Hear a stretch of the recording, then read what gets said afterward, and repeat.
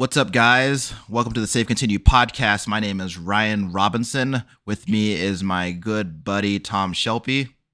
Hello. Where we get together, we talk about video games and shit. Tom, what have you been playing? Not much. I did start playing, and I played maybe an hour or so of Oninaki. What is You that? play that one? What is that? That's the third game from Tokyo RPG Factory. Okay. I Am So Setsuna those and are all the- that. Yeah, the Square Enix team. They did I Am Setsuna, then they did Lost Sphere, and then now Oninaki. And, it's one of those games where, like, I'm playing it, and I'm like, I always like their stories, Mhm. right? They do a lot of, like Tokyo RPG Factory likes to do games about death. Mhm. And, like, just, like, these super dark, depressing fucking JRPGs, you know? Yeah. And, like, it's pretty cool. And, like, within the first half hour, I was like, oh, man, that's so fucked up, you know? And I like that kind of crap. And I Yeah. really like the skill trees and the fact that you're switching out equipment set, like move sets, basically, Mhm. right? Kind of on the fly. You can switch between four at any time. But, like, it's an action RPG. Their other games have been turn-based, Right. you know? Yeah. And, like, it just doesn't feel very good, Mhm. you know? Mhm. I think I might, like, there's might be enough there that I might keep playing it, but that's the only thing I've really put any significant amount of time into this week. Right on. Yeah. I'm gonna look that up afterwards because that sounds interesting. What's the graphical style? What's the visual style of that game? I mean, it looks just like their other games, Okay. you know? Little chibi anime looking characters. Mm-hmm. I think they got feet. No, that's Fire Emblem. That's Fire Emblem where it's like a roll of the roll of the dice whether the character models have feet or not. Sure. But, like, very much in that style, right? It's like it's a game you could imagine being on the Switch. Sure. Think Are about like all the top-down JRPGs on Switch, right? Like Yeah. it looks like all of those Are you playing it on computer or PlayStation? on PlayStation because it's free on there. Oh, I see. Actually, I think all of their games are free on there. Yeah, I did see Lost Sphere and I Am Setsuna Yeah. on there. So, Yeah, I have like you're like Ghost Police.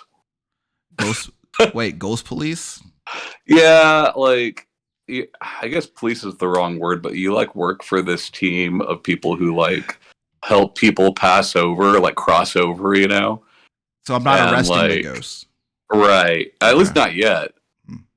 But, like, it was funny because, like, it starts. Okay, spoilers for Oninaki, which I'm sure no one's gonna play anyways. But right, like, Uh-oh. it starts with like, there's this little kid ghost Mhm. who like doesn't want to cross over because his parents are sad that he's dead, you know. Sure, that makes sense. And, like, you go to the parents, and the mom's like, "Well, I'm gonna go be with him, so I'm gonna kill myself," you know. Yikes! Yikes! And the dad's like, "Well, then I'm gonna kill myself then too. Yikes. We'll just all go be with him." Uh, So then, like, what you do is you kill both the parents. why they were gonna do it? It's one of those games, you know. That doesn't make any sense, and also that sounds extremely not my vibe. Yeah, I like it a lot. Yeah, well, you do like stuff like that, so Yeah, well, that sounds fun. that's the problem though. Is it doesn't play like it? It's more Diablo than it is Final Fantasy. Sure, yeah. But it just doesn't feel that good to play, you know? So, Yeah. are you playing it because you like the story? I don't know why I'm playing. I think I'm playing it because I like Tokyo RPG Factory. And I'm just like, and I can tell with the skill trees and all that, I'm like, there's something here, you know? Well, I don't know. We'll Hopefully, see. you find it. Yeah. So I've been playing, as usual, a lot of Destiny 2. The Guardian games are underway. I'm doing my best to make sure that Titans win the Guardian games this year. Though it seems like, and this is from, it's not like an official thing or anything, but like based on everything that I've been reading, because when the Guardian game started, the Titans had like a huge lead over the other two classes, and I was looking into it, and it looks like a shitload of people have decided that they're gonna do a community effort to make sure that Titans win to honor Lance Reddick because his character was a Titan. Can I stop you for a second here, Ryan? Yeah. I know very little about Destiny, so I've understood almost nothing of what you said. Okay. It sounds like. Let me rewind. It sounds like a Splatfest. Is it like a Splatfest? No. Okay. Let me rewind. Okay. So, you have your three classes. You got your Titans, you got your Hunters, you got your Warlocks. You with me so far? Yeah. Okay. That I know. All right. So every year they hold the Guardian Games, and basically the Guardian Games are held to decide which class did the best that year, right? It's kind of like Olympics, except kind of not. Basically, you're doing events that you would normally do in the games, except this time when you do the events, you collect medallions and you turn in the medallions, and whichever class turns in the most medallions at the end of the Guardian Games is the winner. It sounds a lot like a Splatfest. Well, there's no it's because isn't Splatfest like more binary? I mean, yeah, it's only two things, and there's no classes really. Sure. But Okay, well, if it helps, it's like you pick one, and like you guys are doing events that normally already exist in the game. Right. So if it helps, 4 points to determine what side wins. So if it helps, Tom, it is a Splatfest. Yeah, I figured it was. But basically, Lance Reddick, famous character actor who played Commander Zavala in Destiny, passed away about a month ago. So people wanted to honor him by having the Guardians win this year. Which also Quantum Break. Sure, I didn't play that, but I imagine I could see him being in that though, based on what I know about that game. So I've been playing that. I finished the campaign for Dead Island 2 last night. That is a heck of a game. I really enjoy that game. I think that game is an improvement on Dead Island 1 in literally every way. I should hope so. Just there's nothing that this game doesn't do better than its predecessor. Just really like it. I have a ton of fun playing it, and it's also hilarious with friends, as it turns out. So I've been doing that. Oh, I didn't mention I got the platinum in Destiny 2, actually.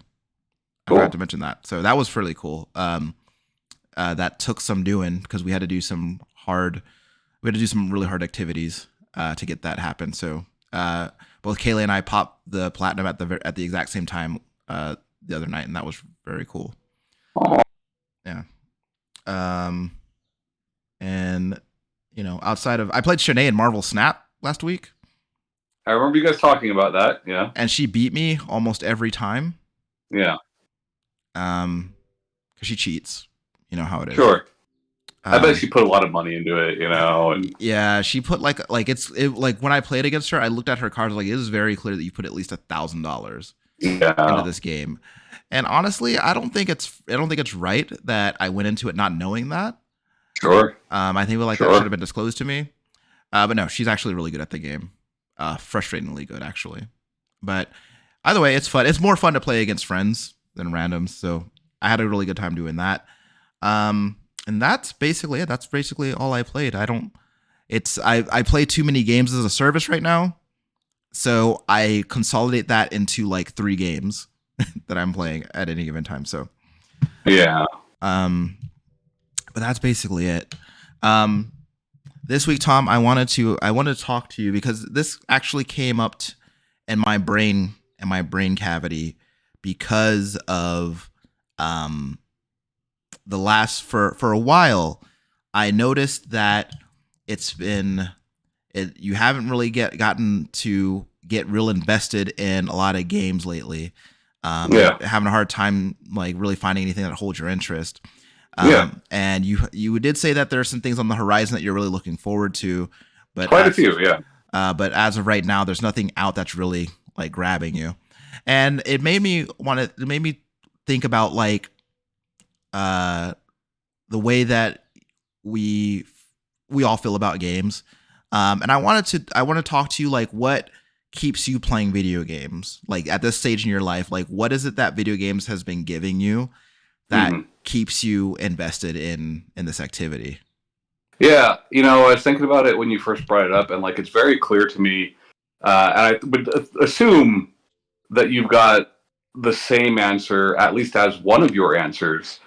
There's more of a question for somebody who doesn't play a lot of video games, and that, like, to me, I don't see video games as anything significantly different from film or books or music or any other art form, right? Mm-hmm.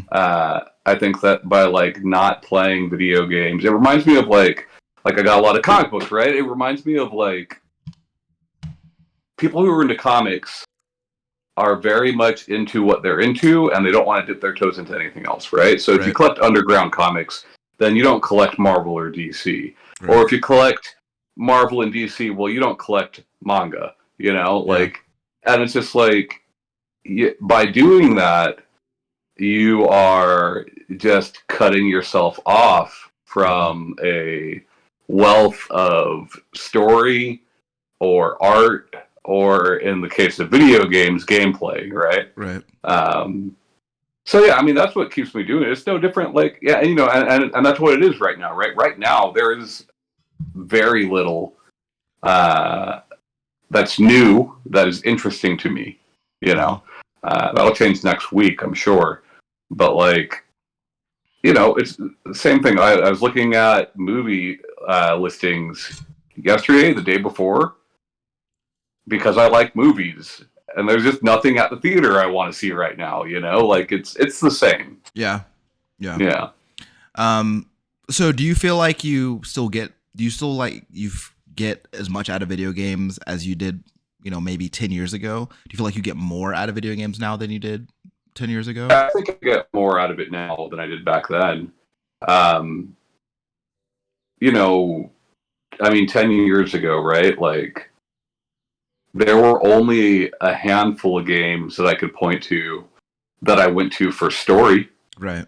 You know, there's definitely a lot more of those now. Back then, it was really just like, you know, there's the whole saying like gameplay is king, which I guess is kind of dated. Not a lot of people use it now, but it was very common back then. Yeah. And I think for good reason back then. I don't think that saying still holds true in all cases. Yeah. But yeah, like I definitely get more out of it now. You know, it can be a very good narrative device. I think that like a lot of those narratives have aged poorly, but the same can be said for film. Yeah. You know. For sure. Yeah, I absolutely get more out of it now. I think that's the same for me now. I think back to, I want to say maybe 7 or 8 years ago. I had a hard time, really finding people to share video games with, like as like a conversation. And I think that what I get out of video games now is just a lot of that, especially now that, you know, I'm married to someone who likes video games as much as I do. Sure. It affords me the opportunity to kind of like share that. And that really keeps me invested. It keeps like my interest really high, because I think that we tend to, she and I feed it off each other's excitement about like things that we're like mutually interested in. Yeah. Like, for example, like we're both like really interested in Final Fantasy 16. So like I like when she and I talk about that game and like our hopes for like what that game will be like, I can feel that, you know, it's kind of back and forth, like giving that energy back and forth as far as like how excited we are about that. And I get a lot out of that, because I've said before that I enjoy talking about video games almost as much as I enjoy playing video games, you know? Yeah. But then I sit down and when I play video games, I sometimes, you know, I think like everybody, I have that moment where I kind of just like, I'm playing the game and I kind of just like tune out. And I just like, the game is just the game, you know? And, but I think that it really feels like it's something that engages me in a way that like, it seems like trite to say it, but like it engages me in a way that nothing else really does. And it's not so much that it's an interactive medium, unlike movies or books. It's not that so much. I think that it's just that like, for the most part, I feel pretty strongly that like the stories and the characters resonate with me more in this medium, and I think it's a lot because of I was having a conversation with some friends the other night about RPGs and like like what my personal definition of an RPG is versus like the general definition of it, and I think about how like when it comes to like RPGs that like give a lot of choice and a lot of like I have a lot of agency over how the story turns out. It's meaningful to me in that like I went through it with that character, and like so like whatever like issues that they're having to face, whatever challenges they have to overcome, it's meaningful to me because I carried them through that, and Yeah, and that feeling to me like keeps me coming back a lot of the time. I definitely agree with that. I think that my only issue with that is that I find far fewer narratives in video games that I find Yeah. uh, to be, well written. Um. They're definitely there, right? Yeah. They definitely exist. There's a lot of them that I really love as much as my favorite books or films or comics or whatever. But it's much less frequent for me. What I do like about video games that I think is a strong point forward narrative that works really only in a few other mediums is that they are long form stories most of the time. Not always, but most of the time, right? A 30-hour story versus a 2-hour movie, right? Right. Comic that's been going for 30 years versus a single novel, Mm-hmm. Long form narratives allow you time to get to know the characters and get invested in characters. Yeah. I just feel like that pays off, at least as of right now, less frequently in video games. So, do you feel then that would you say that when you're like looking for a video game to play, or you're looking up new video games coming out, or Mm-hmm. whatever, do you think that like you're trying to pay special attention to something that seems like it might be narratively interesting, like No, in addition to not particularly. okay. No. When looking at upcoming video games, I'm usually looking at gameplay first. Right. And not because I value that any more or less, but like that's typically what's going to get me through a game whose narrative is not good, right? Like I like Bayonetta's story well enough, but like I wouldn't read that, like Yeah. but like it's a hell of a lot of fun to play, Yeah. Do you think that Um, then that like with Bayonetta, like specifically with Bayonetta, like that story is like really like, and keep in mind I've only ever played the first game, but yeah. um does the over the top and kind of ridiculous nature of the story enhance the gameplay in some way? Because I feel like the story is just it's nuts, and I think that Yeah. the gameplay kind of matches that energy. Yeah, Um I mean, while the story doesn't really do much for me in that game, the writing and voice acting certainly does. I think those characters are well realized, as stupid as they are. I think they are very well realized, yeah. Bayonetta is a badass, and she's acted as a badass and written as a badass, and like Right. that makes you feel a certain way when you're playing, right? Like I think a lot about Sunset Overdrive, and on paper, Sunset Overdrive is a game that I should love. Yeah. And I've tried to get into it over and over again, and I just can't really get into it. I think it's because your character's kind of a blank slate, or just not really that interesting at all. Sure, yeah. So it definitely helps. And It's not a requirement, but it definitely helps. and after like having played Sunset Overdrive, I can definitely see like you not being into that as much. But I mean, here's the thing, right? Like that team has made other games with characters that like are not that interesting, right? Like Ratchet is not that interesting, but like there's something there at least, I think the thing with Sunset Overdrive is that like that character like talks like they know they're in a video game.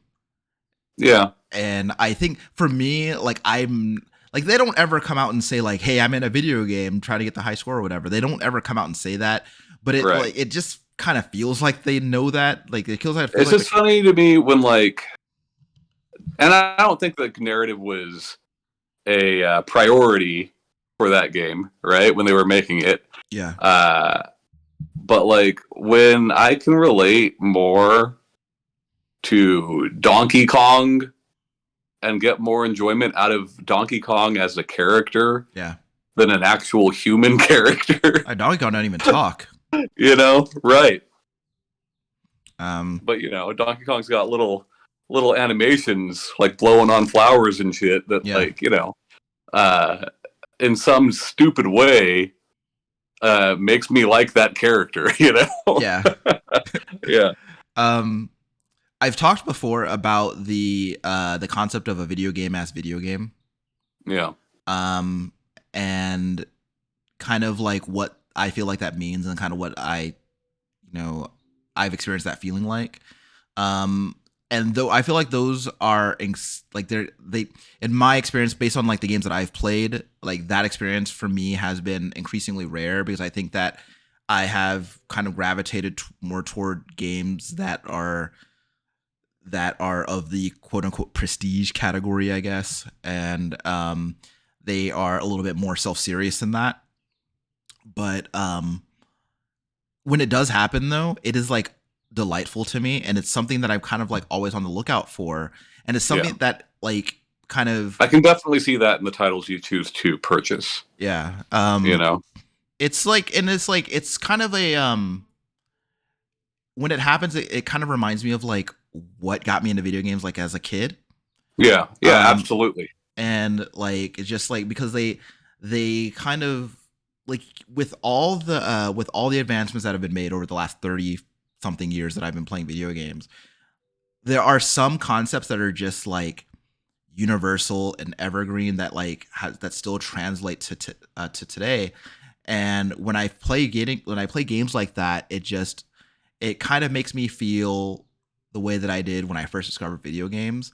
And looking for that experience is something that continues to keep me interested in the medium and continues to help. And it's not the only thing, right? But it's like it's something that like I always look forward to having. And it doesn't always pan out. Like sometimes I feel like that's going to be the next, like when I look at a game, sometimes I feel like that's going to be that experience, and it turns out not to be. But when it does happen, it just feels really good. And it's not something that I'm ever able to really, I'm not always able to verbalize like what that is to me. Like it's kind of like a feeling to me, I guess. Sure. It's something that like for example, I've talked about like you and I have disparate opinions on Immortals Phoenix Rising. But I will say that like that is like to me like the most recent prime example to me of a video game as video game. Yeah. It just feels like a video game that has like all like the video game tropes from that I grew up with. Yeah, and to be clear, the only thing I don't like about that game are the artistic decisions of that game. It's writing, it's acting, the way it looks, From a gameplay standpoint, I had a lot of fun with the few hours I played it, Yeah. And that's it's kind of like it's just lighthearted and it's very bright and it's very vivid and that's something it's refreshing because I feel like a lot of games, especially like games that I keep seeing coming out recently, they're like very dark and very serious and it's just refreshing when a game like that comes out. Yeah. And so I wonder if like that is going to be something that like I still appreciate like 10, 20 years from now. I'm not sure. But it's like, I mean, I think it will be, right? Like I'm nearing 40, you're not too far behind me, and like I still get excited when I see like a trailer for the new Samba de Amigo, or like still get excited for like I bought the fucking Pac-Man World remake, day one. Yeah. Like I still get excited for that shit. I can't imagine that going away. Even in other mediums, right? I've got a stack of fucking Archies over here. Like, it's it's what we grew up on, and it's funny because like I look at like the baby boomer generation, And sometimes I feel that that's dead with their generation. But then I see my dad buying a bunch of old school GI Joes off of eBay. You know, Yeah. so So who knows? so maybe, I mean, I guess maybe it's just like a I don't know, a subconscious desire to kind of like continue reliving my youth or something. I can't Yeah, say, but I think also, like, even like on the other side of the spectrum from that, I'm remember how we've talked about like how through various stages in our video game playing, like over the decades, we always had that feeling, we always had that thought, like one time where like, man, I can't imagine video games looking better than this. oh and yeah, and um and I think that like I've moved away from that and more into like what do they think of next for video games? You know, like what's gonna be like the next interesting way that they're gonna come up with me to engage with this medium? Like what's the next cool yeah, mechanic that I'm gonna see? Um, yeah. I agree. And while I'm constantly surprised over especially the last decade with the rise of indie games and all that. Um, with the ideas people are coming up with, like I'm very surprised at the variety of games that we see now. mhm. I just don't want to play most of them, Yeah, you know, and that's yeah, just me. That's just me. But like, you know, an idea can be unique and still not fun. right, You know. right. So Yeah, I well, don't know. it's funny, right? Because like I think that one of the things that goes into that is the idea that like more than likely, in order to engage with that that new idea, you're probably going to have to put some money into it, right? Yeah. And for me, that can be it's not necessarily a deterrent, but it's gonna definitely like color like my consideration, because like I can look at him like, well, that looks interesting, but is it $40 of interesting? You know? Um, Yeah, and I think I'm more willing to take that gamble than you and Shanae often are. You know. yeah, And don't get me wrong, if I don't like it, I've wasted my money and I won't be playing it anymore. You yeah, know. But it's funny. I think a lot about like the consoles we grew up on, and I think a lot about NES specifically, and the games that console started out with. Right, if you think about like all the black box NES games, there was a large variety of different kinds of games, different platformers to sports games to shooting games to brawlers, all sorts of different things. right, Fucking Gyromite, right? Like all sorts of crap. yeah, And then you get like a couple years into that console, and like most of the games are platformers. hmm And most of them are good. yeah, Most of them are good. But that's I think that there's a reason for that, right? I think there's a reason why the not the last generation, but the one before, we saw a lot of linear first person shooters. yeah, yeah, Uh, right now things are kind of all over the place, and I wish that last gen and this current gen had more of an identity, hmm because I still feel that they both lack that. yeah. But What do you something's going to come along. what do you think the Xbox 360's identity was? I mean, I lumped that and the PlayStation 3 all in with just the general rise of the indie game. We Mhm. had indie games before that. Not many on consoles. We did have indie games on consoles, right? Alien Hominid or whatever, but it Yeah, wasn't. It was not common, yeah, right? Those are the generations that made those things common. yeah. So that's what I think about. I think about all the pixel junk games and Braid and Limbo and like Yeah. that kind of stuff. Sort of like Uh, the advent of digital distribution in the console space. sure, that as well. Now we still have that in spades. It's just less significant Yeah, because we already had that. yeah, yeah, I really wanted with PlayStation 4 to have something new, and it didn't really give us that, hmm like really in any way, unless you count like VR. yeah, Uh, but that wasn't as widely adopted as I had hoped it would be. yeah, I had PlayStation VR 2 seems to be doing even worse, right?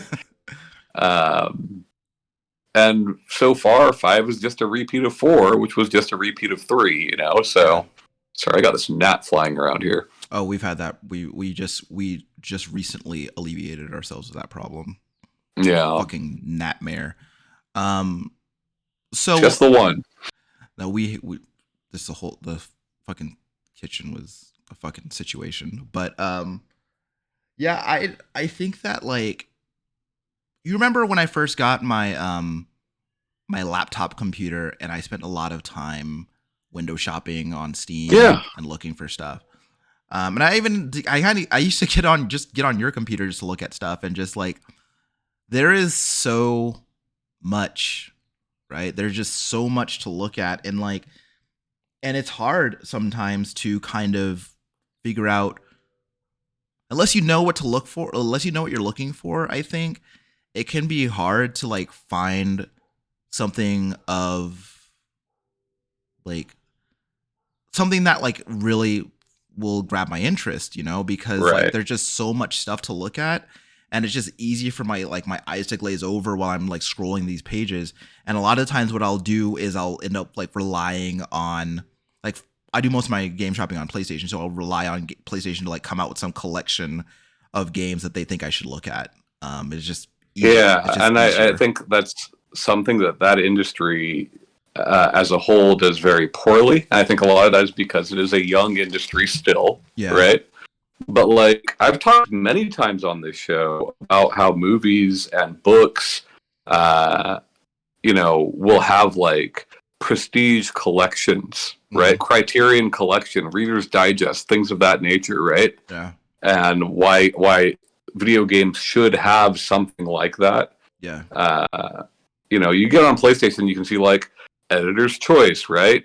Yeah. But like to me, that's the same as going to like a 1995 video rental and seeing like the staff picks. Yeah, I don't Like know it's I not don't know these fucking guys. Like right, right. uh Uh, well so like I mean so as an example, like a lot of the time it'll be like these are a bunch of games that are under $20, but like that's still over like 1,000 games. Uh, yeah. and like even like And most of them I don't want to look at. yeah, so like I might Like if there was like the video game Criterion Collection, yeah, yeah, there's going to be things in there that I don't care for sure, yeah, right? But like at least that gives you somewhere to start, some sort of curation, yeah, which video games have lacked sorely for a while now. yeah. You know, And I guess like it's at a point where I get it's kind of something that I have to do myself. If I want to kind of figure out like because I don't think I'm ever got have a firm grasp on what my tastes are. Just because I feel like they're kind of fluid a lot of the time. yeah, Um, and so I don't ever really have like a firm like idea of like okay these are the kind of games I like. I just know I know an interesting game when I see one and then I kind of just go that way. Like there will be times where I'm looking for a certain type of game. Like there was like a period of 2 months where I was like I need like a great ARPG to play and yeah. it was just ended up just being Diablo I guess. I But do the same thing, man. I do the yeah. same thing. And of course, it could also be frustrating when you have a game in mind, but it's just not something that you can find, or it's not something that's easily accessible. And that's like something that like I have a hard time with, and it's also something that drives me toward playing the same games that I had played like 5 times already, because I kind of just I don't always want to put forth the effort to find like the new thing. But of course, I also have stuff that I've bought already, right? That I haven't touched. Um, Yeah. See, I find for myself, it's like at least right now with the modern games that are currently releasing, I have no desire to play the majority of them. So I find myself going back and not going back to games that I've already played, although I do that, yeah, but going back to old games that I never tried, yeah, right? Uh, and like we already naturally do that with other art forms. I don't know why that's less common with video yeah. games. I just said the other night that I'd like to rewatch The Office. Yeah, exactly, right? Yeah. But I mean, even stuff that you have not watched, Hmm. right? There are like I showed you Blade Runner for the first time a couple years ago. Mm-hmm. You know what I mean? Like, Yeah. that's what I mean. That's an old ass movie, but you had an interest in seeing it. Yeah. You know? So like, I like going on Steam and looking at these older games that I had heard of but never played. And like, those are so cheap now that, like, I just saw Wario64 do a Twitter post for like Mark Echo's Getting Up on Steam, right? Holy shit. For like a couple of bucks, right? And like, I never played Getting Up. I know that like it's got a lot of actors in there that I like, and I like the idea of it. Will it be any good? Probably not, but maybe it will. Maybe I'll fucking love Getting Up, you know? Sure. Talib Kweli is the main guy. Ryan, thank you, Rosebud. Oh. There you are. There you are. I was being very still. But like, actually, I did want to ask you, because like a lot of the time you do say that like a large majority of the games coming out, like, they just don't interest you. Yes. Do you know what it is that you're looking for, or is it just like you just know it when you see it? I mean, yeah, I'll know it when I see it, right? Like I said, there are games coming up very soon, right? Zelda's what, less than a week away, something like that, Something right? like that, yeah. I'm looking forward to that. I know I'm looking forward to Street Fighter and Diablo, and like, you know, there's a long list of games I am looking forward to. They're just not here yet. Sure. When I look at the new games released, specifically on consoles, more recently, none of them look to me like anything I would like. And yes, a large part of that is judging a book by its cover. I mean, that's the point of a cover, right? But I also feel like I have a better understanding of most of the video games that are being released than the average person does, you know? And yeah, most of them just don't do it for me. Do you think that they're like looking at the covers of like, or like looking at like those games at a superficial level and making the call on whether or not that game interests you? Yeah. Do you think that they're all lacking something in common, or are they all just lacking something specific that maybe you can't name, or Yeah, I wouldn't say it's anything in common. I don't like a lot of the visuals of more recent games. Okay. And to some people that's not important. To me, I think graphics in video games are very important. I'm not saying that they need to be photorealistic or anything like that, right? But I think they have an effect. Go ahead. They have an effect on how a game feels to play too, I think. Yeah, well, and like, frankly, I'm tired of this generic look that was popularized by Fortnite, but has spread like a disease to game after game after game. Yeah. You know, it's not a look I like, but it's a very cheap look to recreate. And there's just a countless amount of games over the past couple years that look that way. So if a game comes out and looks that way, I don't want to play it. I have no problem with Fortnite, you know? But it's like, if everything looks the same, then it's all less interesting, right? Yeah. You know, I don't know, man. It's just not great. Like, or then it's like that. I really can't stand the indie game that tries to look AAA, you know? Like, you don't have the budget for that. Don't do that, you know? And I don't want to play those anymore, right? Like, that's what we did last generation, right? Last generation is when we played the Gone Homes and Everybody's Gone to the Raptures and like all these like, well, we don't have quite enough money to make it look quite right, but we're going to try to make it look right, you know? Like, just do your art style differently then, you know? If you're going for photorealism and you can't afford to or don't have the skill to make it look that way, then maybe lean into another direction. Yeah. And like, I don't know, maybe that makes me an asshole, but like, that just doesn't appeal to me, you know? Well, I think that like I've talked before about how I don't need every game to look realistic. You know what I mean? And like, some of my favorite games look like fucking cartoons or like fucking pixels, right? Right. But like, when you're clearly when that is the look you are striving for, and you are very clearly failing at it, And when developer after developer after developer does this for 10 fucking years, Yeah.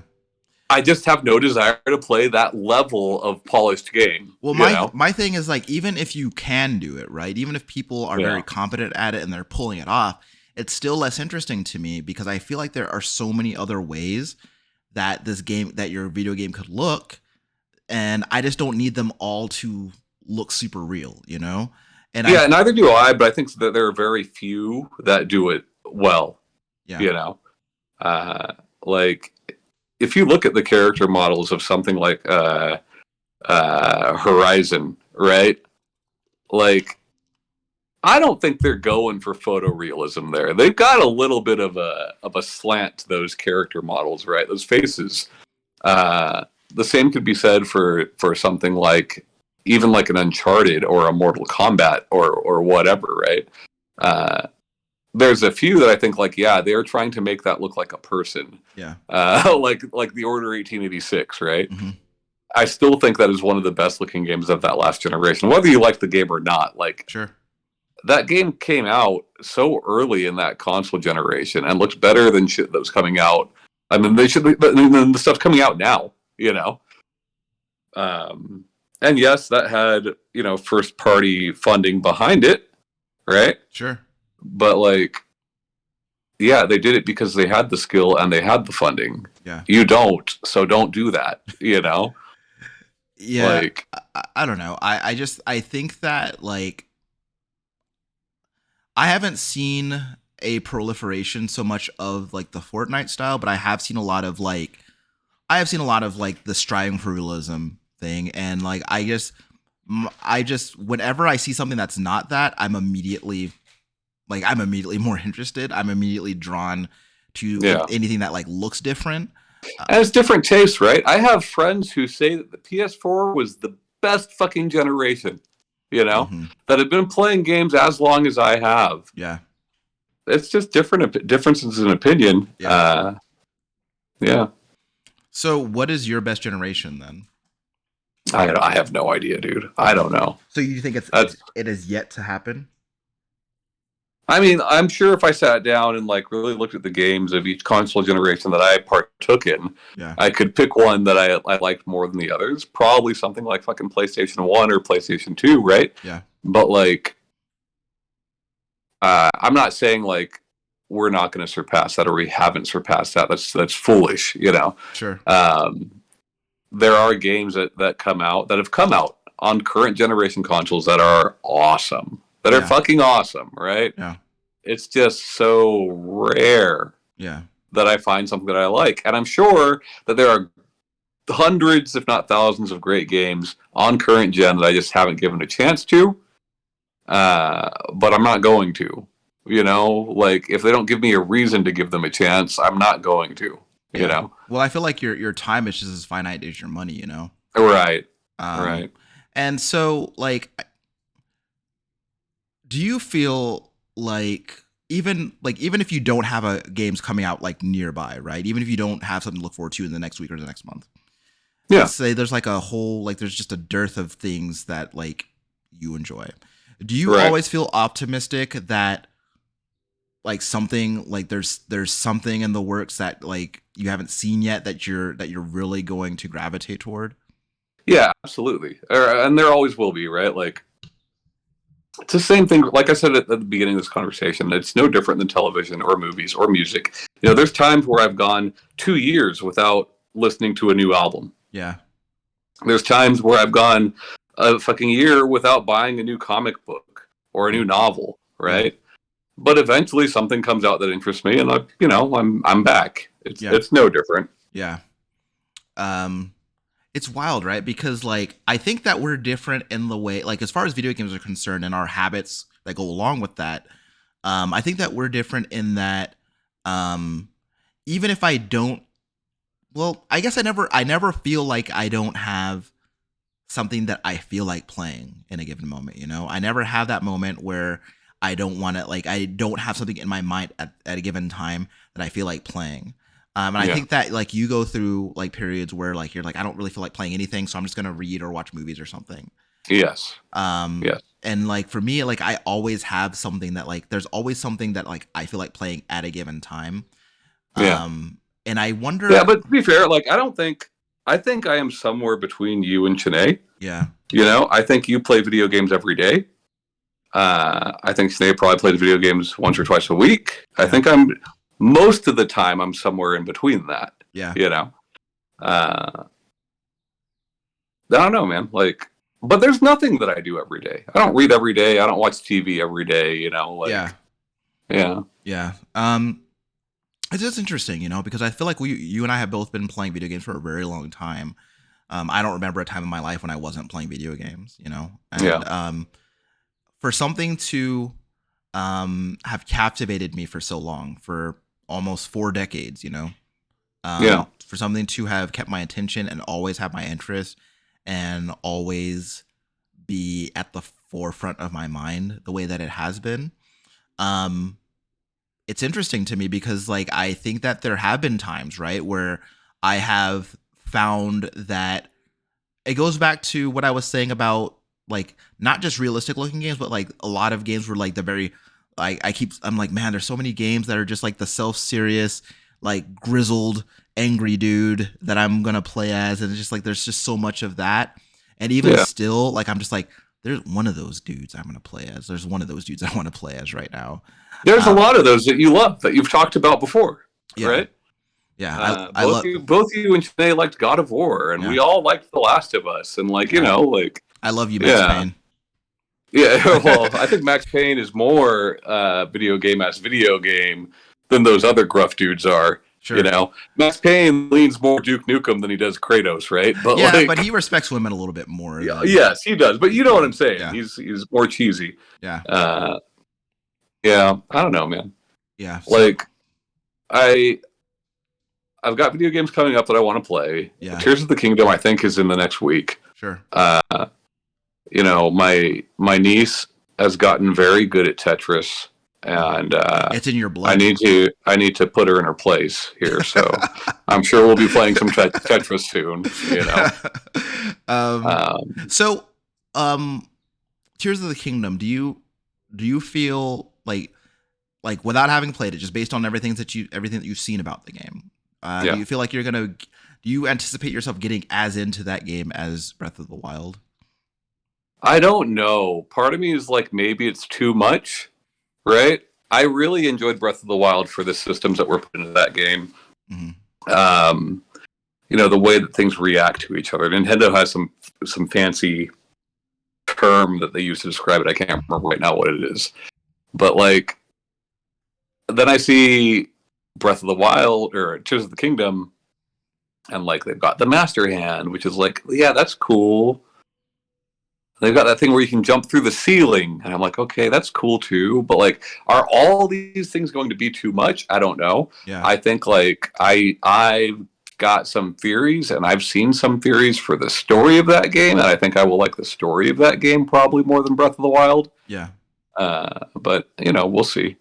Either way, like I don't see any way where I don't at the very least like the game. Sure. You know, so.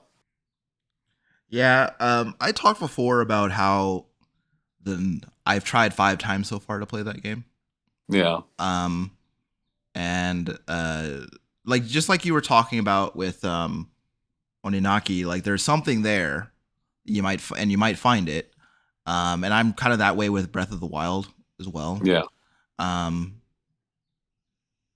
What's funny is that like the day that I decided that I was going to play Breath of the Wild again, I ended up playing Xenoblade Chronicles 3 instead. Yeah. But like, you know, we're only like a month away. I think less than a month away at this point from Street Fighter 6. Yeah. You know, we know that Mortal Kombat is not far away and that Tekken is not far away. We know Diablo soon, you know. Yeah. Final Fantasy 16, well, I'm not a 14 fan. I am a Devil May Cry fan. So I'm excited for that game as well, you know. Yeah. Yeah, so there's a lot going on, and I think that like that excitement is just like,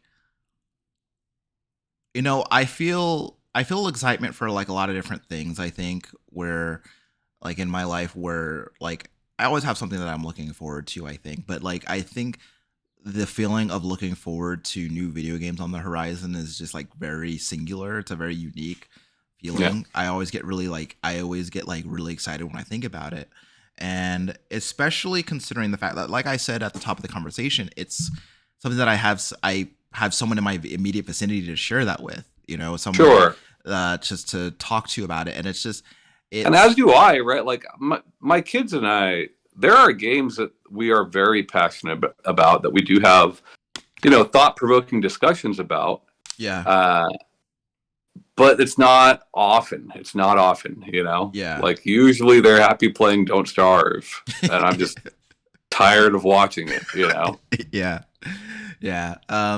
But like I think that's also, they're on their own journey that we went through at that age too. Right. And so um and I wonder what video games will be like for them when they're our age, and like Yeah. what kind of things that they'll be into when they're pushing 40. Yeah.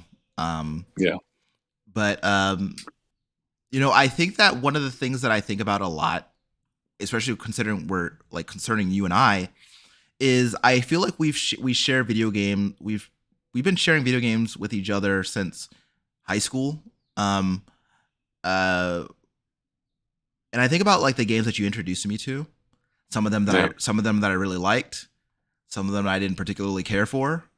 Um, That's still how it goes. yeah, like I just thought of Danger Girl on PS4 the Yeah. other night.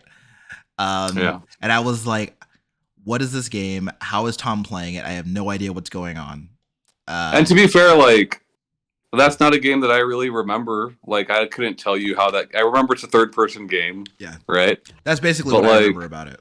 yeah, like I mean, that was a dime a dozen. It was a Tomb Raider. It was a siphon filter. It was whatever. Yeah.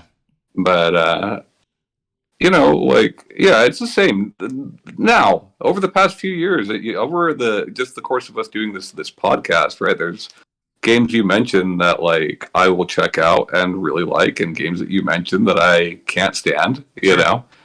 That's okay. But like, Just know that most games now I can't stand. sure. Sure. And I think that you're probably saving a lot more time and money than I am being that way. No, it just goes to other things. Yeah. Yeah. More turtles.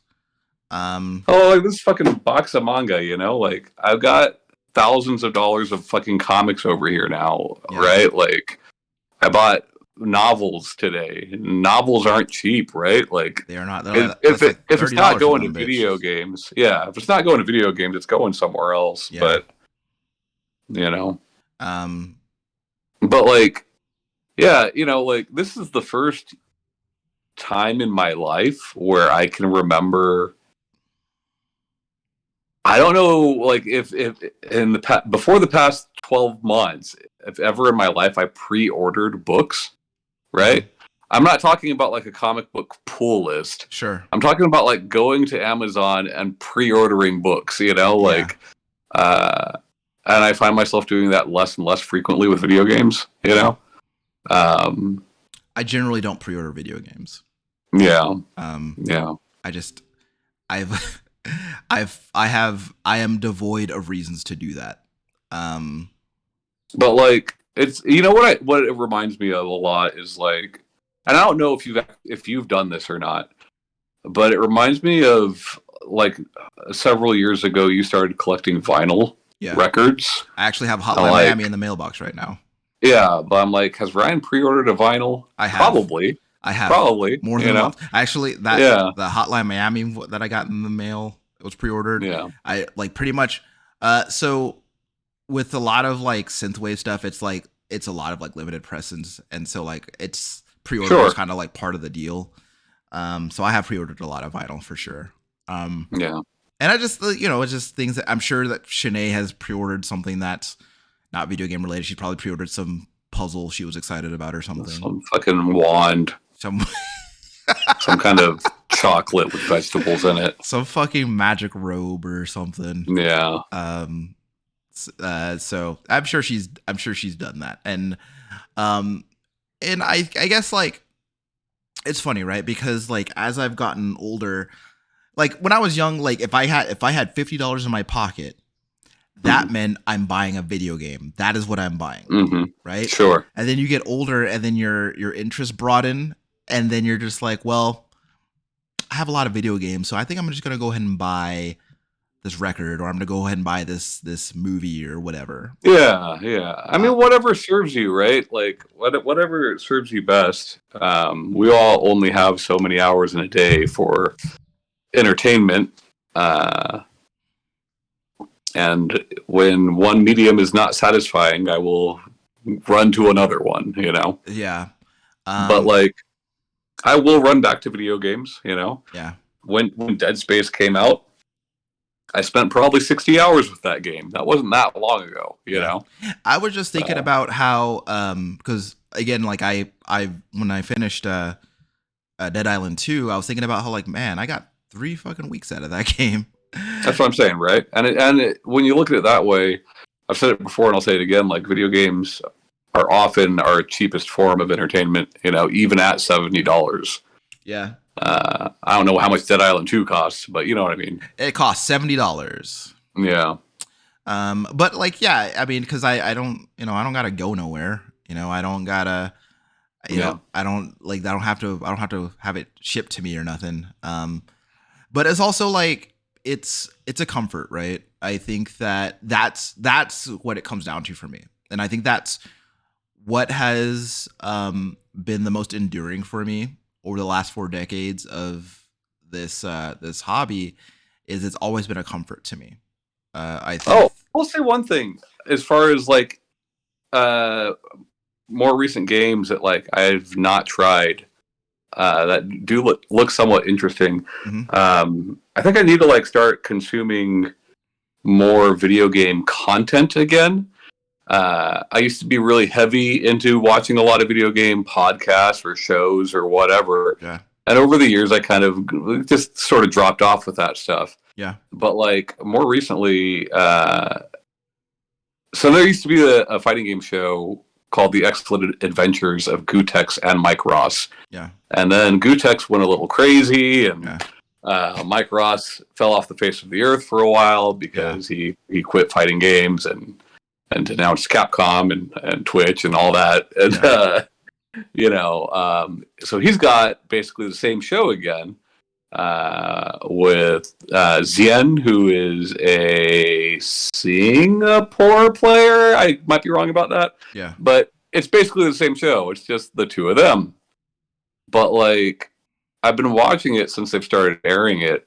And, like, there's some fighting games on there that I'd never heard of that are relatively new, that I'm like, and they're not like traditional fighting games. They're kind of weirdo fighting games, but I'm like, man, I want to play that. Like one of them is very much Bushido Blade inspired. And it's not One Strike, which is also very Bushido Blade inspired. But it looks really cool. I can't remember what the fuck it's called. There's another one, which is like a rhythm game fighting game, which I have talked about for a long time. God of Rock or something like that. Yeah, I'm like, I got to try that, you know? So, like, there's stuff out there. I think I just need to seek it out more. Mm-hmm. I just feel like it's all I see because most of my Twitter is video game people. Yeah. I don't know. Yeah. Well, I have to look for different avenues of discovery, I guess, Yeah. I honestly, what's funny is that most of the time, I'm kind of wondering like how I'm finding out about new video games these days, because like outside of like the annual show, like the Game Awards or whatever, I feel like a lot of the time when I'm discovering a new video game, it's just through browsing. There's usually not somebody telling me about this new video game. I'm usually just like stumbling upon video games for the most part. See, for me, it's typically Twitter. Yeah. But But so like, I think that if I also went for different avenues of discovery, I'd probably be more apt to find things that I enjoy. But it's just so it's difficult because a lot of the time, I feel like this sounds stupid, but I don't agree with a lot of the people that I had typically been paying attention to. So I have kind of just decided that like, I'm just not going to really consume any of that anymore. Yeah. Because if I'm not playing video games, like I'm either writing code or like reading a book, reading The Expanse, because those are my hobbies outside of video games.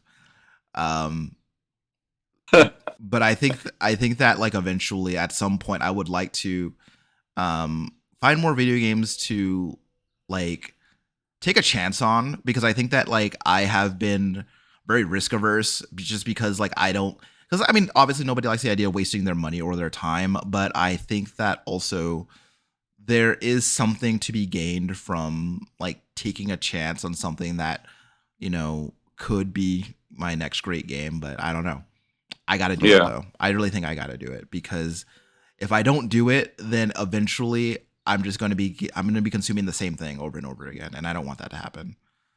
So I don't think that you need to worry about that so much because, like, you buy the games that are a gamble. You bought Saints Row at launch. You bought Dead Island 2 at launch. Like, you buy the games that are a gamble. yeah, And sometimes they're Saints Row and they don't work out for you, and sometimes they're Dead Island 2 and they do work out for you.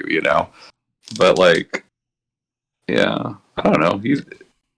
I mean, I know you're buying fewer games now, but like, I also know you, and if there's something you really want, or at least you think you want, like a gun grate, like you will pull the trigger. that was a heartbreak. Yeah, but that's my point. Is you still bought it, Yeah, and you knew buying it that it might not be good.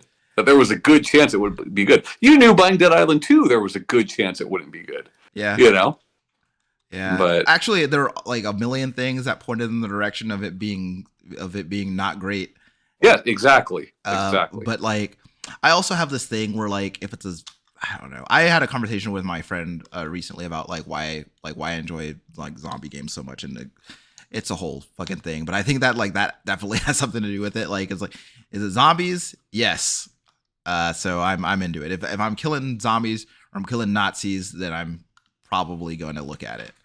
Um, Likewise, I feel like PlayStation PlayStation Plus has saved me a lot of fucking money in that arena, because for example, the other night I played.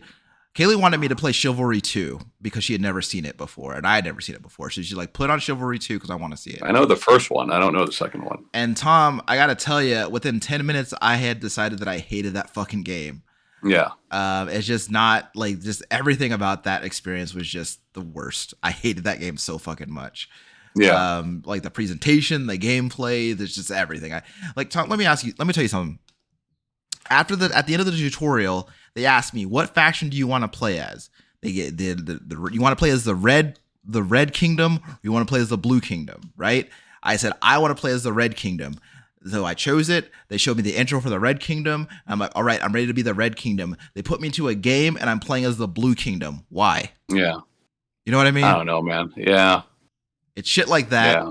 And so like there have been times like that where like, man, I'm sure glad that I didn't spend like however much, I don't know how much Chivalry 2 costs, but like I'm glad that I didn't spend like the upfront cost to play that game. Like naturally over time I'm spending like tens of thousands of times more than Chivalry 2 costs, but like, even still, But you may get that value back, right? yeah, And you may not, right? Like, I don't know. I've got a lot of games because I've been on PlayStation Plus for fucking a long time, Yeah.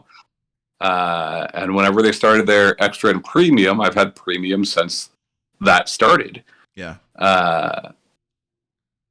And I find myself going to look at that catalog of games, and like, while it could save me money, it's just like looking at the store. There's Yeah. not enough there that I want to actually try.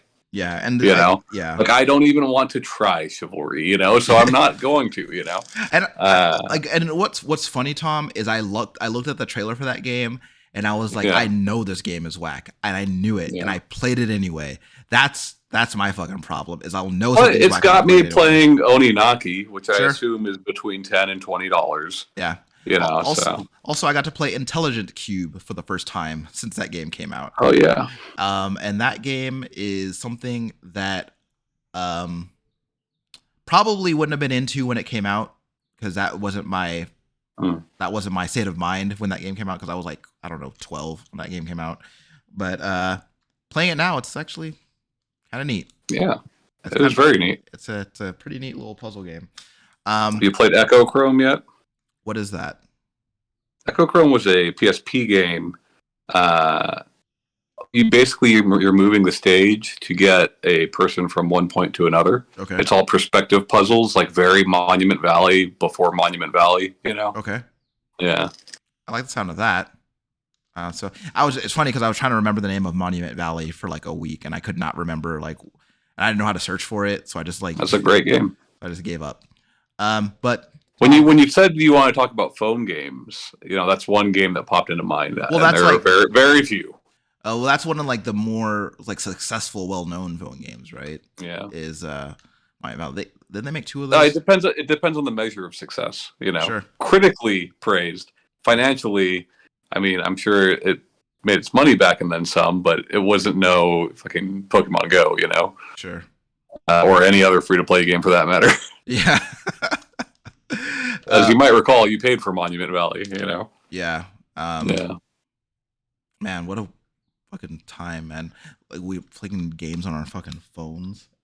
And back when I used to, the only thing I remember back when a phone was, all I did on a phone was talk to my dad and order pizzas. So sure.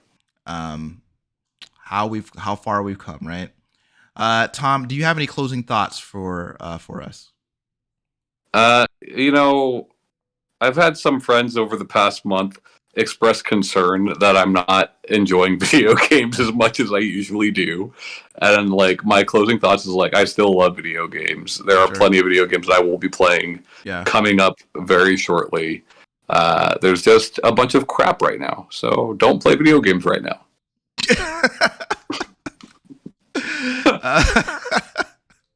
It's all shit.